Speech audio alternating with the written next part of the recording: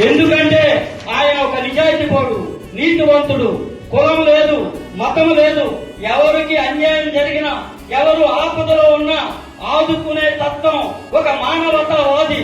ఒక మానవత్వం ఎవరి దగ్గర చూస్తా ఉన్నామంటే శ్రీ కొణిదెల పవన్ కళ్యాణ్ గారిని చెప్పేసి నేను మీరు కాదు, మన పార్టీ కాదు, సామాన్య మానవులు, సామాన్యమైనటువంటి జనం, ప్రజలు చెప్తా ఉన్నటువంటి తరుణంలో ఈ రోజు అలాంటి వారి తాలూకా నాయకత్వాన్ని మనకి దూరం చేస్తామంటే ఈ రాష్ట్రం క్షమించదు, రాష్ట్ర ప్రజలు క్షమించరని చెప్పేసి వైఎస్ఆర్ కాంగ్రెస్ పార్టీ అధ్యక్షుడిని హెచ్చరిస్తా ఉన్నాను.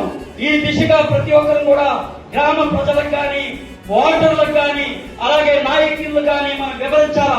విద్వేషాల పేరుతో విద్వేషాలు రచ్చగొట్టడానికి రేపు మన దగ్గరికి వస్తా ఉన్నారు. వారి మాటలు తిప్పికొట్టాల్సిన బాధ్యత మన మీద ఉందని చెప్పేసి మీ అందరికీ తెలియజేస్తా ఉన్నాను.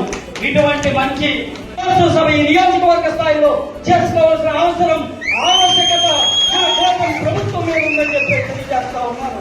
అనేక మంది వక్తలు మనందరిని ఉద్దేశించి మాట్లాడారు.